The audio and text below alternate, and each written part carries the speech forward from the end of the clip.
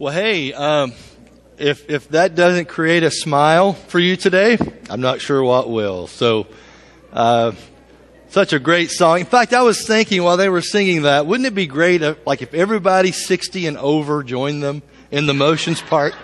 Wouldn't that be awesome?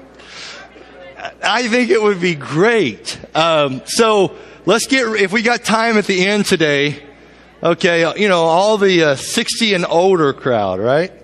Maybe not today, but maybe another time. But 60 and older crowd, you be thinking about that. I could see some of you senior saints helping us out there. That's going to be awesome. Dot McFerrin doing one of these, that'd be awesome. She said, "I'll do the twist." Okay, that's fine. But awesome. We're really glad you're here today. It's just a delight to welcome you here to Stones Hill Community Church, and we hope that you always feel welcome here, and it's a friendly place to be, a great place to be. Really appreciate having something to cheer for, in a long, cold winter. Sometimes life can get a little gray, and you have something to cheer for. And I tell you, all of you high schoolers that compete in sports and things and various other things, you've given us all something to cheer for. And we just want to say thank you for that. Some of you go to various different schools and things, but here locally, we happen to be located geographically close to West Noble High School, and so that's kind of where a lot of us either work or attend or have kids that have attended. And in fact, I just want to say thank you to, do we have any West Noble Charger basketball girls here today? Are there any girls here that play basketball at West Noble? If you are, would you just stand for us? Anybody? West Noble girls? Yes? All right. Awesome. We really appreciate all the hard work you've put in. And I didn't get to go to all the games, but I did see a few. And there's one moment in particular where Ashley Shepard nails 3 straight free throws to keep them in a game and eventually win that game. You remember that moment? That was just ice cold. So we are really, really happy that they had a good year. And then the West Noble boys basketball today, if you're on that team and you're here, would you just stand? Let us just say thanks. I know your season's not over yet. Yes, right there. Drew, yes. Awesome. We are glad you're here. And know that it's been a tough week or so for Drew because he has hurt his ankle, and to have so much competition in you still and not be able to offer it is a very frustrating and discouraging thing sometimes. So, but we're glad he's here today, and we just really appreciate the hard work, and great to represent us there at the Chargers, and we hope that the year goes okay the rest of the way. Thank you for giving us something to cheer for. And all of you have given us something to cheer for and to have the joy of the Lord about today. And some of you provided those little kids that just led us in worship. And so we want to say thank you for that. They're a blessing. I want to talk to you today. It's going to be an interesting day. We're going to look at the 6th cycle of a 7-cycle process. Okay? And the book of Judges talks about the fact that the days can get really dark sometimes, the spiritual dark ages, in fact, and history does tend to repeat itself. And so we're looking at that kind of idea, but we're not just stopping there. We're also presenting the dual theme of a hero must rise within these times. Because without heroes to lead us, life gets even darker. And the family gets even more disintegrated and messed up. And so we're going to talk about the 6th cycle of a 7-cycle process. And then after that, just to whet your appetite a little bit, we're going to have a vow renewal right here at the end of service today. So you came on a good day. It's I think National Marriage Week, I think, and we believe in marriage here. We still do. And some believe in it so much, and they want to affirm vows to each other. So we're going to adjust things so that we can accommodate that. And you're going to love this. I mean, how many of us dated each other back in the days of Endless Love? Remember Endless Love? All right. Well, you're actually going to hear Endless Love today. That's going to be awesome. And maybe even a couple more songs. Maybe We've Only Just Begun. Huh? Does that ring a bell for some of you? Okay. We're dating ourselves. Those of us who smile and get happy when we hear that. All right. Spiritual Dark Ages, slide number 16. We've got to get to work here today. Slide number 16, we're looking at cycles. There's 7 cycles in the book of Judges. These cycles are pretty consistent throughout. Today we're looking at the 6th cycle, and there's a hero that rises within the 6th cycle. His name is Jephthah, but I'm going to have to tell you, I've been kind of ticked off at Jephthah this week, because what you're going to see especially after Gideon, is that every hero has these glaring fatal flaws that created us a kind of a bittersweet. It's like, yeah, you're heroic. Yeah, you did some great stuff, but man, you were an idiot too. Okay? And it sounds like us, doesn't it? Heroic on one hand, idiotic the next, okay? On the other hand, that's what this guy does, but he really does some crazy things. In fact, he's a reflection of his time. And so I've been kind of frustrated with Jephthah. His name is Jephthah. I've been frustrated with him this week. But I think you're going to understand maybe a little bit better about his story. And just let me begin this way, because I think it will set up what I have to say and what I think the heroic life of Jephthah has to offer us. And that is that would you not be hurt and deeply offended if your family betrayed you? Would you not be hurt by that?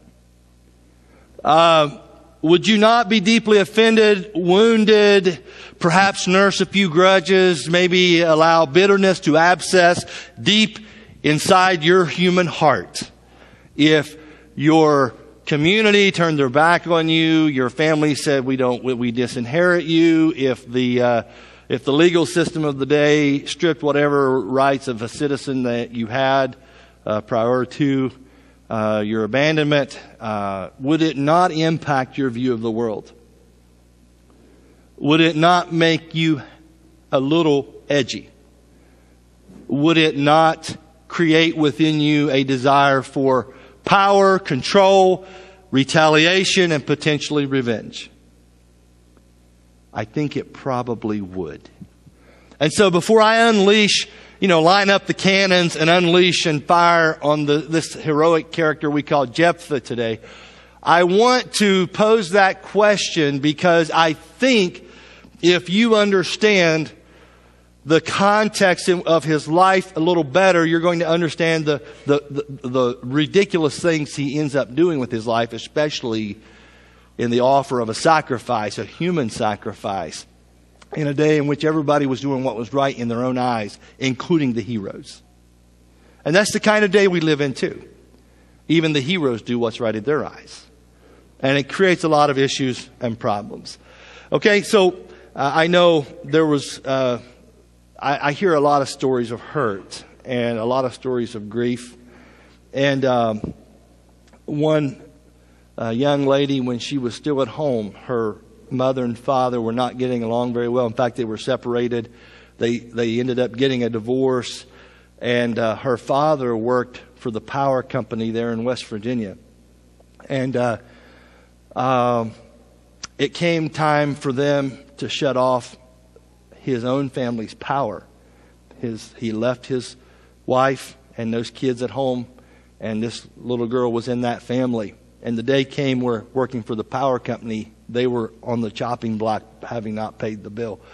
And the day that he came and shut off the power to his own family, including her, is a deep family heart wound that to this day is a struggle for her to get past. And you think about how devastating that would be. Well, we face these things. This is real life. These kinds of heart-wrenching things happen. And when they happen, they scar us. They wound us. We wrestle with the idea of abandonment and betrayal. And if we look on slide 3, we are going to read that Jephthah is a Gileadite. He was a mighty warrior. His father was Gilead. His mother was a prostitute. Gilead evidently had a fling with a Canaanite prostitute, and the reason we believe that she was Canaanite will be treated, or at least hinted at a little later in the story. So just suffice it for now to say that Gilead had a fling with a Canaanite prostitute. It resulted in an unwanted pregnancy. And so Jephthah was born. He was half Israelite, half Canaanite. And verse 2 tells us that Gilead's wife also bore him sons. And when they were grown up, they drove Jephthah away. Wow. You are not going to get any inheritance in our family, they said, because you are the son of another woman. They can't even name her by name. Have you ever been reduced to the son of another woman? Wow. The animosity they were feeling toward this guy, Jephthah, illegitimately born at what we would call, and some would call in disrespect, a bastard son. Right? And the reason for Jephthah's expulsion from the family was that he was the son of another woman. Half-brothers had little sympathy for him, especially in the matter of inheritance. They banished him. It's as if they're saying, you were a one-night stand for our father and nothing more. You have no rights and privileges in this family. It seems as if Jephthah had originally been adopted by Gilead. Otherwise, the issue of inheritance would not exist as it does in the story. But when his father died, his brothers, his half-brothers, evidently make a legal claim in court to the elders of the village or town of Gilead, or the area where Gilead lived and raised his family, that later became known as Gilead. And they sued on the grounds that Jephthah's adoption was not valid, evidently, in their opinion, because the son of a prostitute could not be equal with them. And so the elders ruled in favor of the half-brothers, and they legally disinherited Jephthah to the extent, both civilly, perhaps stripping him of civil rights, and they rejected him socially. He was never included. He was always from that point forward, someone that was not desired to have around. And so verse 3, Jephthah fled. And if you've ever been hurt severely, if anybody's ever come and cut off your power and they were a family member, it's going to hurt. And you're going to want to leave town. And that's exactly what he did. He fled. And he fled from his brothers and settled in the land of Tob, which is a wilderness town on the frontier of the Hebrew territory. Slide 22. I'm a map guy. I like to see it visually. And slide 22 will give you an idea. There's Ramoth, Gilead. Okay. It's right at the edge of the Ammonite territory on the far right there. And a little further north, the land of Tob, supposedly, that's where it was, or the city of Tob, area of Tob, that's where it was located.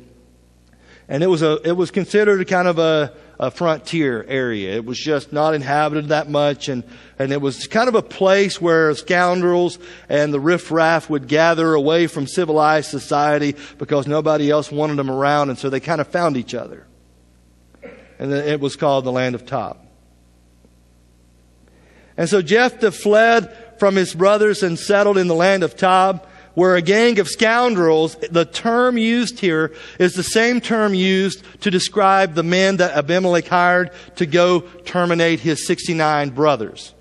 Okay? Half brothers. And so they're scoundrels.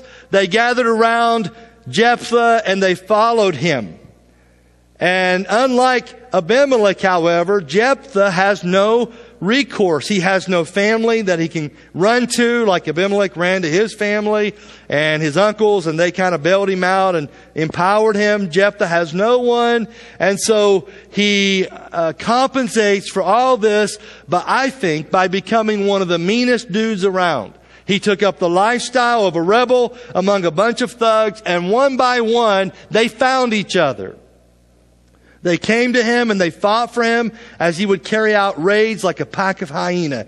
He was the leader of the Tob Raiders, a society of the unacceptable, the misfits, and the rejected and the broken. That was the life of Jephthah. You see how broken it gets in the dark ages? How families don't love each other anymore in the dark ages. Boy, it's true. Still true. I'm a pastor, I can tell you that. It's true. Families don't love each other like they need to. Verse 4. Sometime later, when the Ammonites were fighting against Israel, and you saw on the map how close it was, slide 4 tells us that the elders of Gilead went to get Jephthah from the land of Tob. Now, evidently, word had come back to Gilead that Jephthah had quite the Tob Raider team. I mean, he was rough. He was a tough dude. He mixed with the riffraff, of course, the motley crew. But these guys were effective in what they did. And how ironic it is in the story, and the book of Judges is full of irony. How ironic that the elders of Gilead, now they come to this guy named Jephthah, who they disinherited, stripped of his citizenry, and drove him away into a wilderness frontier area because they wanted nothing to do with him. Now they're coming to him, sending the officials of the town that he had left, the elders. They come to him because now not only are they having to worry about dividing their inheritance, quote unquote, with another half brother that really isn't a half brother because he's the son of another woman, quote unquote. Now they stand to lose everything because the Ammonite invasion is coming from the east. So now the shoe's on another foot. We didn't want you before because you stood to get some of our stuff, but now we need you because we can't fight against these guys alone. It's interesting, isn't it? Hey, be very careful how you treat your family, even mixed and blended families, because you may not think you need them today. The day will come in the dark ages. You're going to need them. Think about that. Not the message. Got to keep going. Okay? We got to get through the story, and then we'll look at a primary application here at the end of it. Verse 6 says, they said to Jephthah, "Come," they said, "be our commander so we can fight the Ammonites." Now, Jephthah is thinking, as we're going to see in a second, verse 7, not so fast. You guys treat me like dirt. And now you're coming to me because you're in a heap of trouble. Not so fast. And what's interesting as I dug into this, one other comment here, we'll keep going. The children born of a prostitute stood to have a lot less legal rights when it came to inherited property. And if things became legal in Judges 11:2, and it certainly appears that it did, then the very elders who ruled in favor of Jephthah's half-brothers are now standing in front of him. The guys that said, you don't have an inheritance rights in this family, those are some of the same guys that ruled against him. And now they're standing before him. Think about that. "Come," they said, "be our commander so we can fight the Ammonites." Notice the term commander. You're going to see a distinction here in just a second. Jephthah said to them, "Didn't you hate me?" he says. And it comes across in the flattened text much more calm than it really was. I think he's emphatic. You guys hated me. You treated me like dirt. You cut my power off. In the dead of winter, you betrayed me as a family member. You guys disowned me. You sided with everyone else, and you went with these guys. You band together and you banished me, and you drove me, verse 7, from my father's house. I take it there may have been an extended family member or two in the elder group that currently stood before him. He says, why do you come to me now when you're in trouble?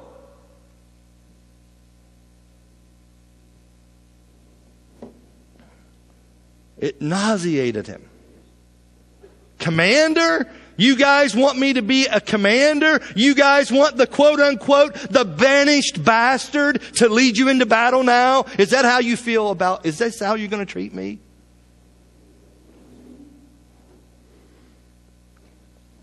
You said I didn't belong. And you made sure everybody turned their back on me and cut me out of the inheritance. You know what?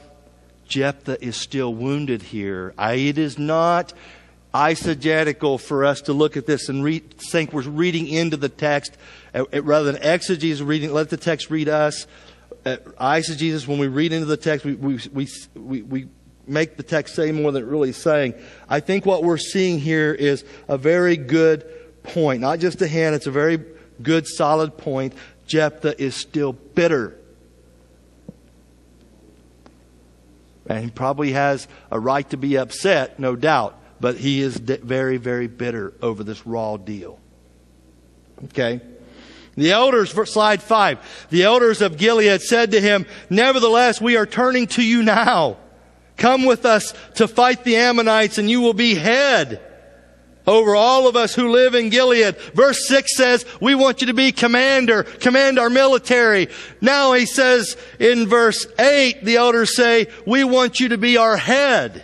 Not just commander, but we want you to be governor. We want you to be president over all of us now.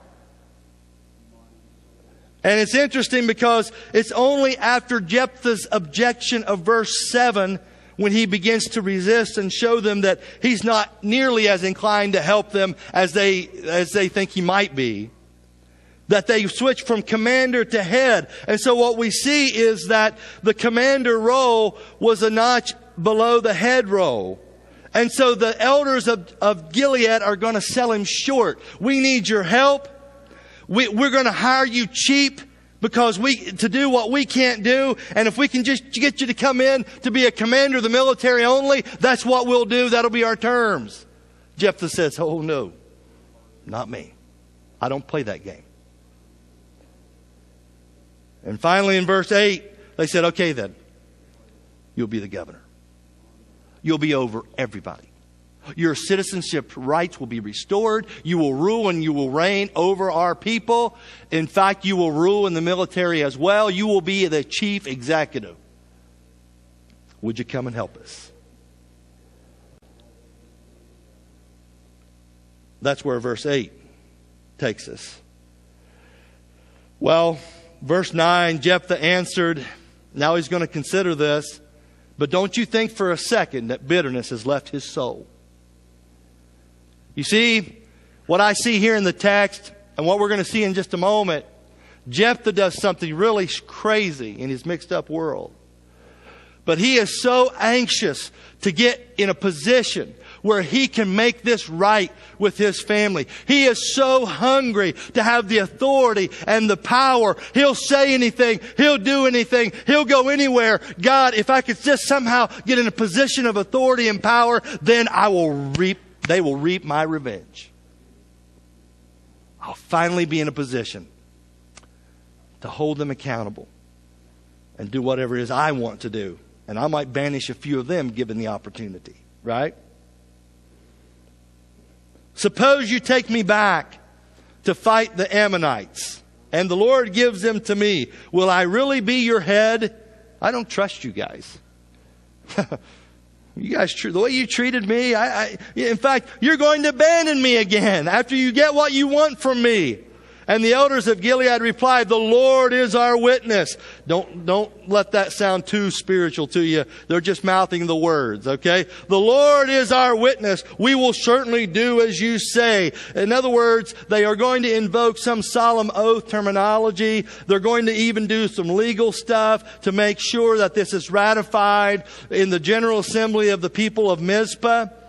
Verse 11, so Jephthah went with the elders of Gilead. They talked him into it. He returned with them, and the people made him head and commander. Note that. Commander of verse 6, head of verse 8. Now it's here together, head and commander. They are reinstating this guy royally. They are giving him the powers he needs, not only to accomplish success in the battle, but to rule over them post-battle. And he repeated all of his words. That is, Jephthah repeated all of his words before the Lord in Mizpah. He took an oath and he swore on it. He was sworn in, and the decision was solemnized in some type of religious legal ceremony.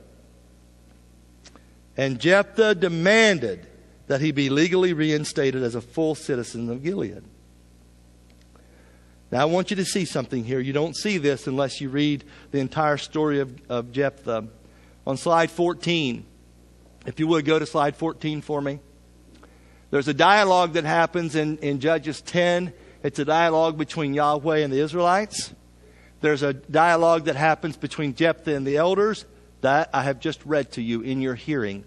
If we compare and contrast the dialogues, what we're going to see is that there's the Ammonite impression of chapter 10. Again, the Israelites are talking to Yahweh God.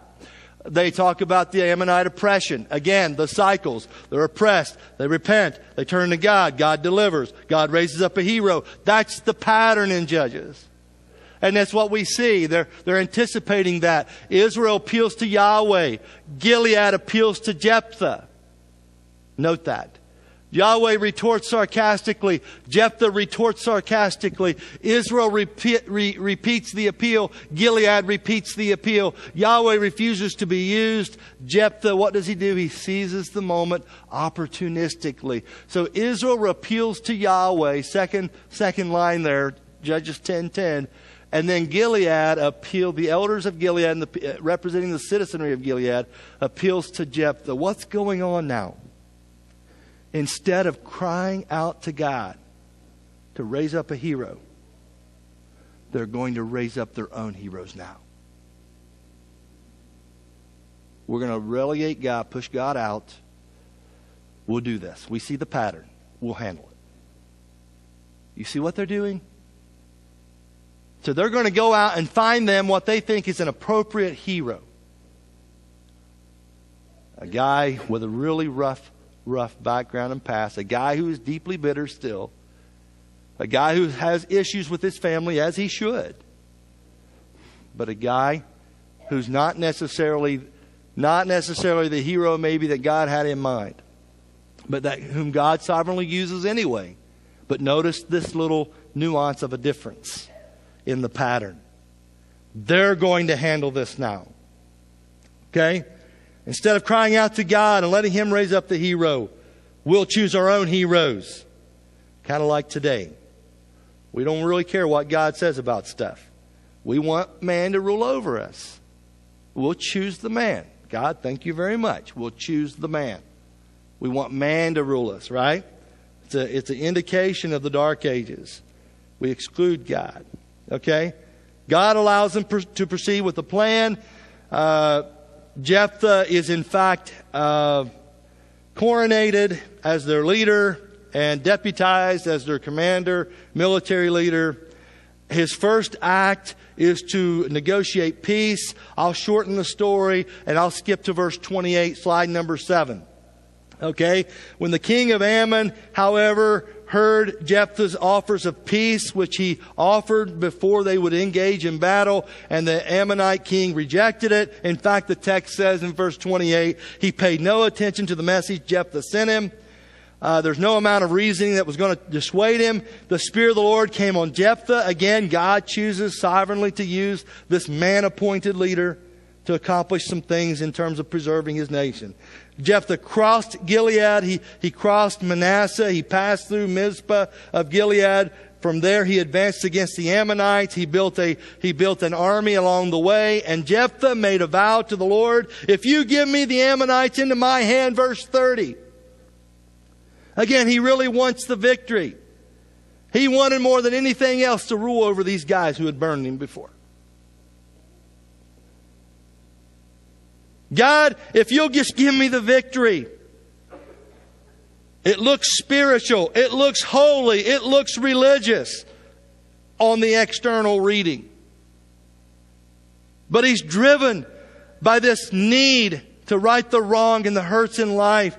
And he's thinking, God, you seem to like sacrifices. I'll give you a really good one if you'll give me the victory.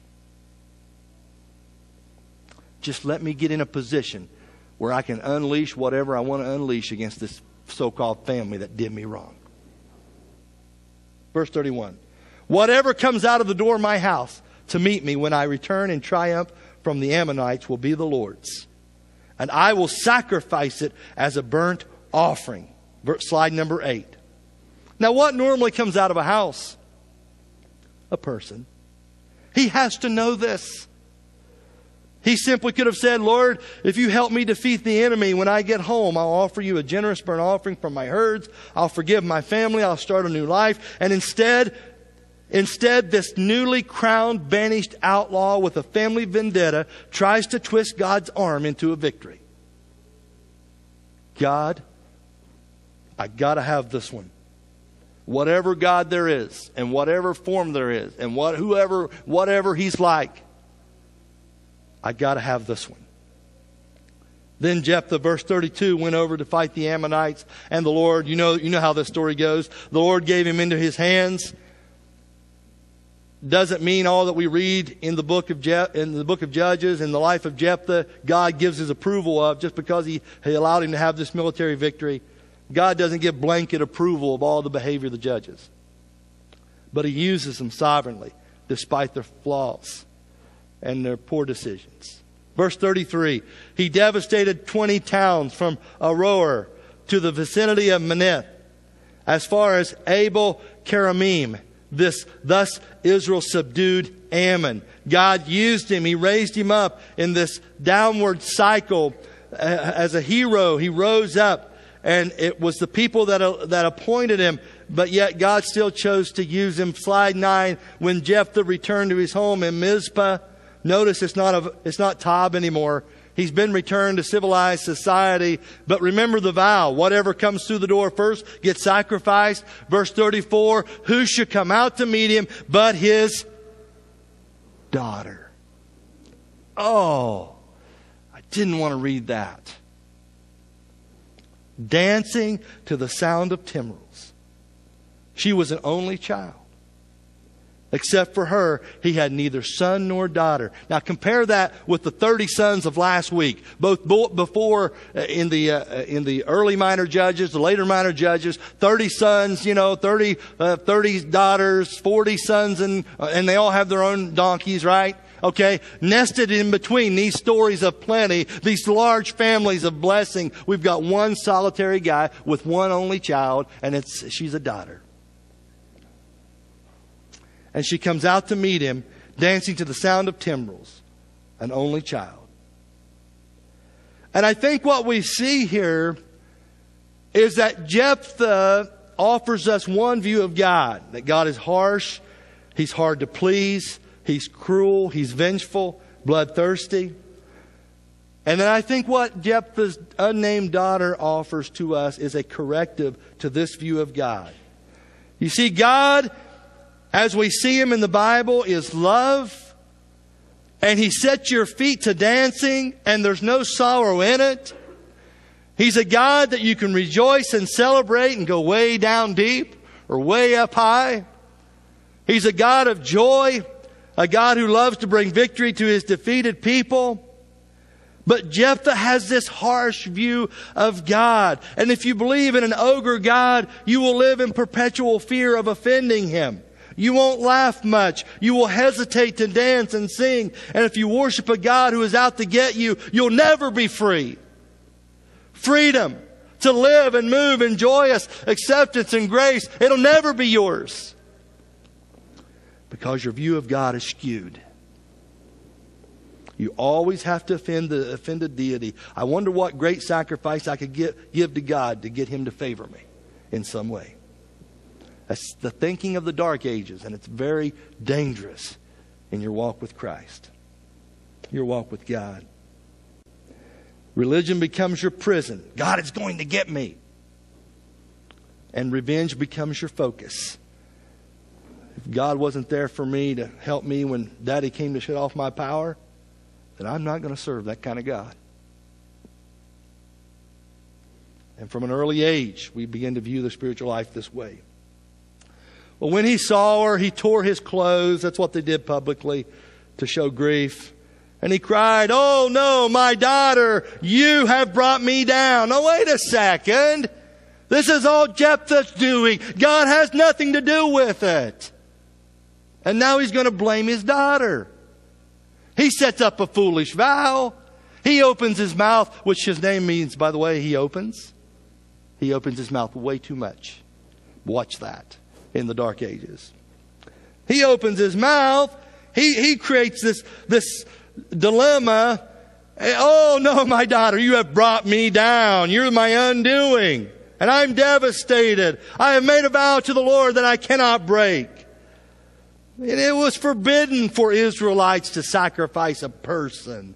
Leviticus 18 and 20 and Deuteronomy 12 and 18. He should know that, but he doesn't seem to indicate that he does. Why? It's the Dark Ages.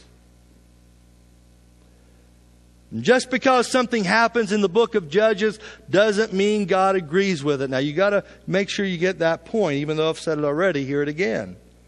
Jephthah is conceiving his religious obligations in pagan terms now. It's a mixed kind of view of God. It's a mixed kind of religious, quasi-religious worldview that he has. He's mixing it with the Ammonite and the Baal God, Yahweh. It's all mixed together now.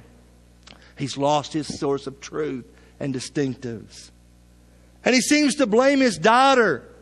"You have indeed driven me to my knees." In other words, you're responsible for my ruin. I got a bad break early in life, and my family did me wrong, and now you walk out the door at the wrong time, and I have been unable to have sons. All I've had is a daughter, and you're going to walk out at the wrong time, and my posterity is going to be sacrificed. Thanks a lot. Do you know what I think? Jephthah was willing to sacrifice a whatever or a whoever if that was necessary in order to put him in a position to execute revenge.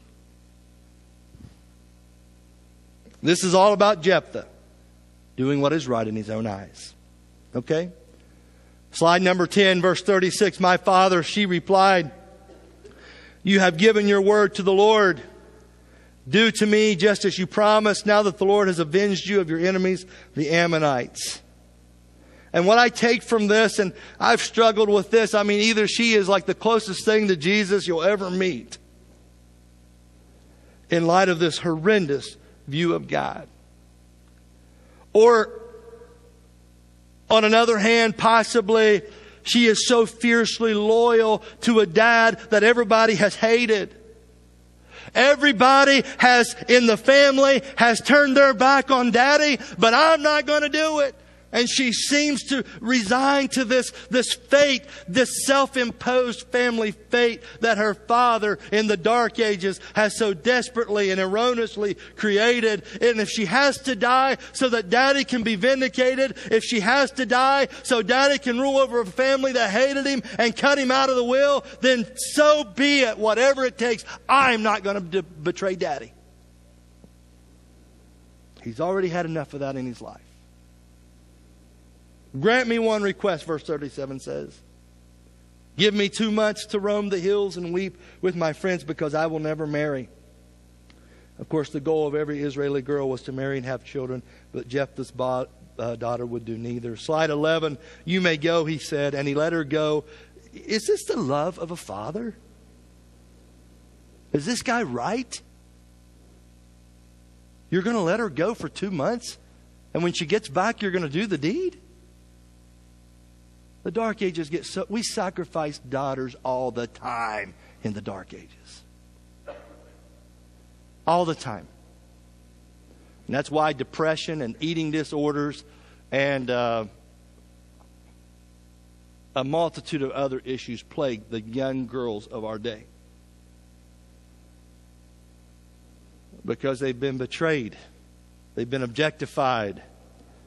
And they've been sold images that they never could compete with anyway. And now they live their life under this cloud of judgment and rejection because of a culture that has embraced a certain look or a certain way to live. He lets her go for 2 months. She and her friends went into the hills and they wept because she would never marry. Again, her portrayal here is loyal and obedient. She's brave. She's courageous. She's a bit independent. She's loved by her friends. She makes her friends are there for her. And she is by far the most sympathetic character in the Jephthah narratives and possibly in the last half of the book of Judges. She's never going to know love. She's never going to know romance. She's never going to have the thrill of being pursued by a husband. She's never going to know the joy of motherhood. Her life is going to be cut short. And I'm not going to say she's okay with it, but she seems resigned to it. And after the 2 months, verse 39, she returned to her father. Wow, she actually comes back, knowing what was going to happen. And what did he do? He did to her as he had vowed. And even the proclivity of violent and graphic details by the writer of the book of Judges sanitizes this. And he can only bring himself to say that he did to her as he had vowed. Couldn't bring himself to say she was sacrificed. And you know what's really crazy? No one stepped in to stop it. That's what life's like in the dark ages. One life's not any more important than another, right? Don't get alarmed about anything. Heaven forbid. It's all politically incorrect, right? We don't want to get animated or passionate about life now, do we? No one stopped him. From this comes the Israelite tradition that each year the young women of Israel go out for 4 days to commemorate the daughter of Jephthah the Gileadite. So here we have Jephthah's half-pagan background resulting in a wrong view of God, combined with the general lawless spirit dominating the period of the Judges and times, mixed with some silent rage to get even with the family who cut him out of everything. And now he does the ultimate. And this, his daughter, drops out of the genealogical record. And Jephthah's posterity ceases. But her life is taken. And they never forgot it. Even 300 years after this happened, the author of Judges wrote the book of Judges, and he included it, that it was an annual festival where all the girls went to the mountains. And they remembered the life of this girl as if to say, don't ever let this happen again. Jephthah came from a dysfunctional background. He was an illegitimate son. And by the way, if you want to be heroic, if you get a girl pregnant, you help with that baby. That's a hero in the dark ages. You don't leave it to her. You help if you're the guy. Okay?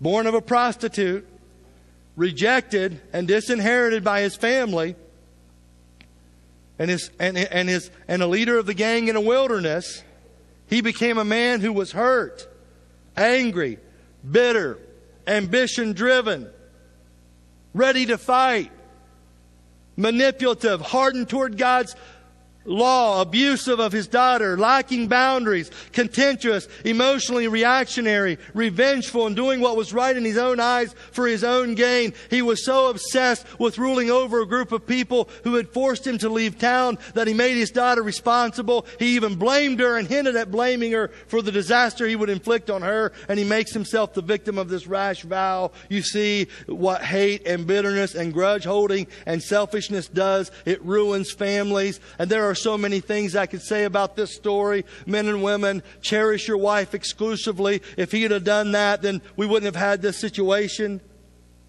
Slide 15. If you have an illegitimate child or a sibling in your family, you love that person unconditionally because they're part of your family now.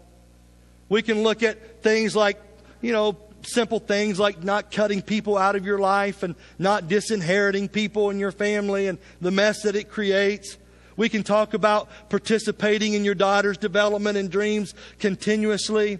And like I said, daughters are being sacrificed. Women, the way women are viewed, how they're treated in the dark ages, it's very, very disconcerting when we see some of the trends and things that we're seeing in that regard. But I think perhaps one of the greatest lessons that we see is that misconceptions of God are often masked with the faces of parents and authority figures, and a harsh view of God is developed and conceived. And that these people who have hurt us become a God who has hurt us, and God can come out looking pretty hateful when it all gets mixed together. Richard Dawkins in The God Delusion gives his impression of God. He says the God of the Old Testament is arguably the most unpleasant character in all of fiction. He views the Old Testament as fiction. Jealous and proud of it, a petty, unjust, unforgiving control freak, a vindictive, bloodthirsty ethnic cleanser, a misogynist, homophobic, racist, infanticidal, genocidal, pestilential, megalomaniacal, sadomasochistic, capriciously malevolent bully. And I think it's more than just an atheist trying to invent words. This guy has a deep personal grudge, and atheism is his way of getting back. If you're that kind of God, I'm going to assert that you don't exist just to get back at you. I think in a way, that's what we see in Jephthah. Oh, Jephthah was too smart to be an outright atheist. But he can't stand the fact that God is as cruel as he is. His so-called sanctimonious religious vow comes from a deeply wounded heart. The God who allowed me to be run off and banished by my family is cruel. He's harsh. He's unbending. He's unreasonable. And my way of getting back at God is to offer a sacrifice, but it will be a very precious sacrifice. In fact, I'll offer a person, and let's just see if that produces a sweet-smelling incense in the nostrils of God. God, you like sacrifices? Take this one. Smell that. That's the kind of God you are. Do you see that in the text? I do.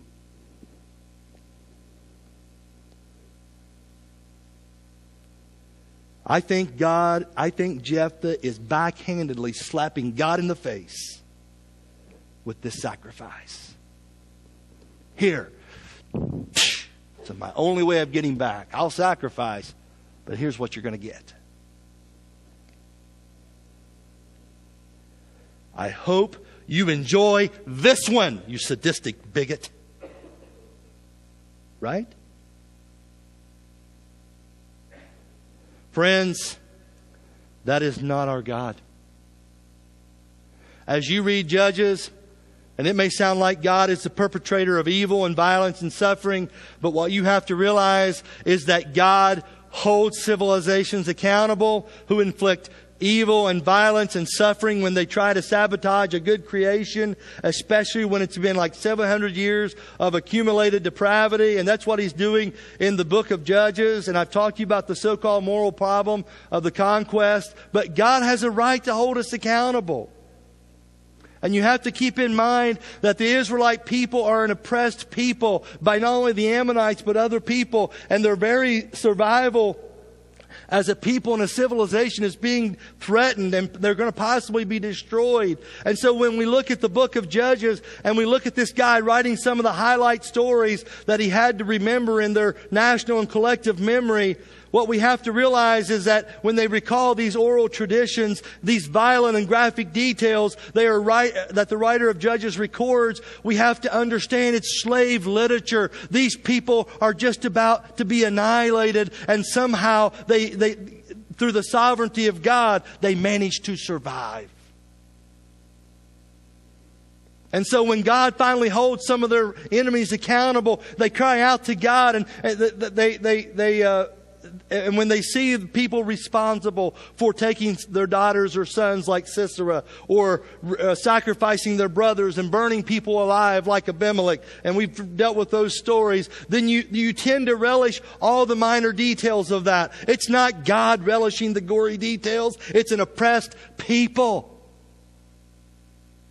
who are crying out for vindication and justice. And their way of remembering that God was faithful to hold people accountable was to give you the itty-bitty details of everything that happened that they could remember in their oral tradition. God is not mean. God is not bloodthirsty.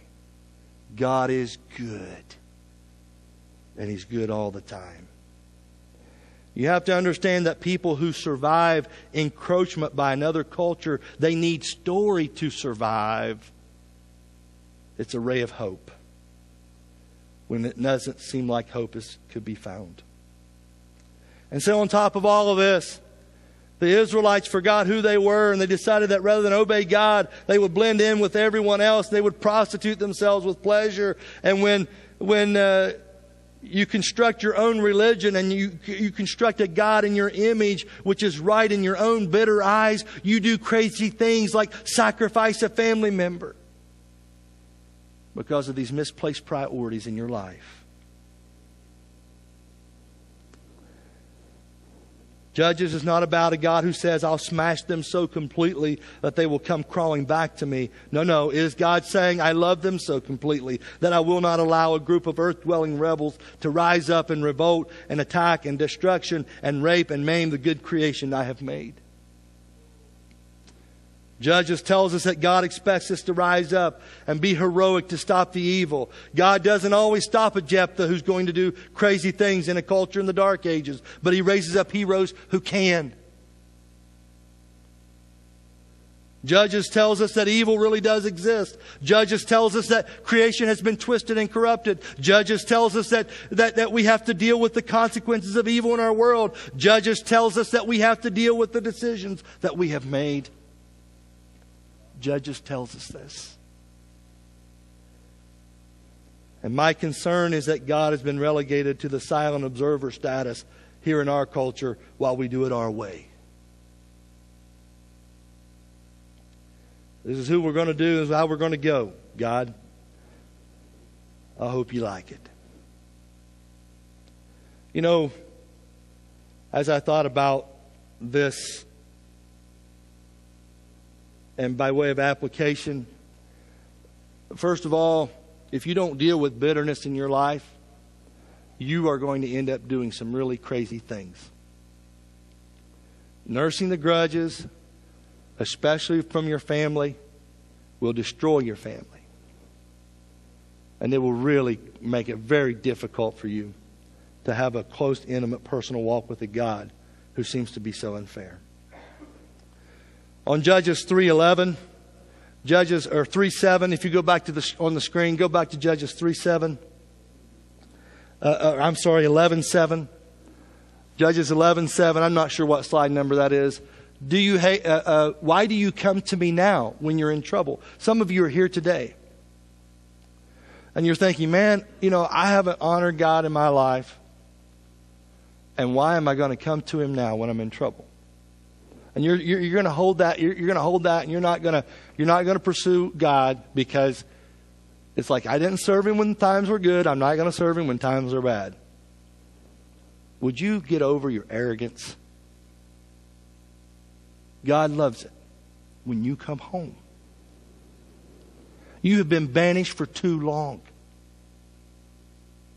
You've been using that argument for too long. Yeah, you might have done some crazy things. Okay, and pull up my picture and my collage of all the faces. You might have done some crazy stuff in your life that's put you in a lot of different precarious positions. But get off of your arrogant high horse about this. I didn't serve him when I was good, so I'm not going to serve him when I was bad. Hey, you know what? If you're in a situation this morning where your family's falling apart, your life's falling apart, you need the Lord, you need a hero to rise, Christ says, I'll be the hero. But you're going to have to get off your high horse that says, I'm not going to come to him now because I didn't come to him when it was good. You got to come at this humbly. Okay? I don't care where you've come from, what you've pierced, what you've been through, how much time you served, how many years you've been homeless, how many tears you've shed, how many bones you've broken, how many heartaches you've had, how many God wasn't there for me when my daddy cut off the power stories you have. I don't care where you've come from this morning, friends. If you'll just come to him now, life can change. Now, Judges 11:28, quickly. 11:28, pull that up for me. 11:28, we'll just let the applications come right from the text. What does it say? The king of Ammon paid no attention to the message of Jephthah. Are you going to be the same? Are you going to walk out of here today and just go on nursing the same old grudges? Are you going to walk out and pay me no mind? The message of Jephthah. I'll be a hero on my terms. I'll do it my way. I'll get the power someday. And when I get the power, zap. Pull up my picture of God real quick. Picture of God, the far side. Larson. Remember that guy? Right? Remember him? God at his computer. There's a smite button. Smite. Some guy's trying to walk on the street and there's a piano above him. Is that our God? Are you going to walk out here with that same view of God like you have always had? Don't. God is a good God. He loves to rescue us, not smite us. He loves to save us. You can't miss that in Judges. Don't you see He's a rescuer God? Friends, don't walk out of here and pay me no mind. Don't walk out of here and pay no attention. There's heartache that comes when Ammonite kings choose to walk away from truth, from reason. Okay? Again, letting the text speak by way of application. Judges 11:36, quickly now. 11:36, what does his daughter do? Do to me as you have promised. Now that the Lord has avenged you. Okay, I'm surrendered. I'll just surrender this to God. And boy, that's what you need to do this morning. No, I'm not going to say everything that happened in your life was fair. And when you extend a hand and that family member turns away, they turn their back. I'm not going to argue for the justification of that. But when all of it is said and done, can you surrender to God and say, oh, God, this is yours. What a beautiful unnamed daughter. What a beautiful job she does to teach us that truth. She didn't understand it. She just knew there was a lot of confusion, a lot of heartache, a lot of stuff in her daddy's family. And boy, she just lays it down. Probably the most Christ-like person in the entire book of Judges. You know, there's another son of Israel who was driven out and banished by his family. The public accused him of being illegitimately born. He was manipulated, psychologically abused, unfairly treated. Yet he lived a remarkable life. He died a humiliating death. Yet he was a hero. And instead of a man sacrificing blood to appease an angry deity, it was he himself who said, I'll lay my life down to atone for the sins of humanity and to right a great wrong that has been committed in the universe. And he rose up a hero over the dark ages. And the Bible says in Him we live and move and have our being. We don't need to make these crazy rash vows. We don't need to have this conception of God that creates those kinds of crazy decisions. Instead, this God sets our feet to dancing. There's no sadness in it. There's timbrel and dance and joy and song and music. It's Christ and the grace that He brings. And by the time we reach Romans 12, the Bible says just lay your life down as a sacrifice. Lay the hurts down as a sacrifice. And God won't ask you to do stupid things, but He might ask you to do hard things like deny yourself. Hard things like forgive somebody in your family who has cut you out of everything.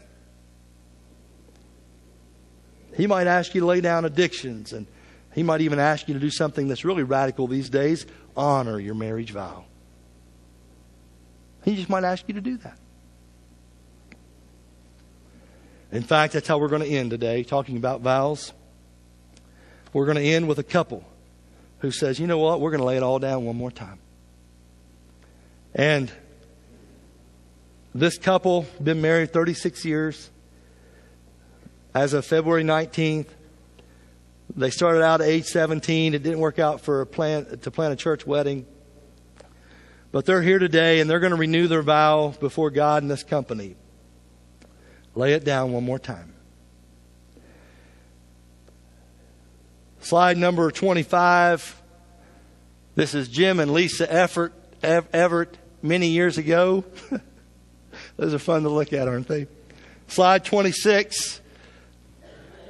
There they are again. Jim is in heaven. Absolutely. He's got his bride. Slide 27. Yes, sir. There she is. In her glory. Okay? This morning, Jim and Lisa Everett, who are in the back of the church, are going to come down the aisle. And when they do, we're going to renew their vows together as a conclusion today. Why don't you?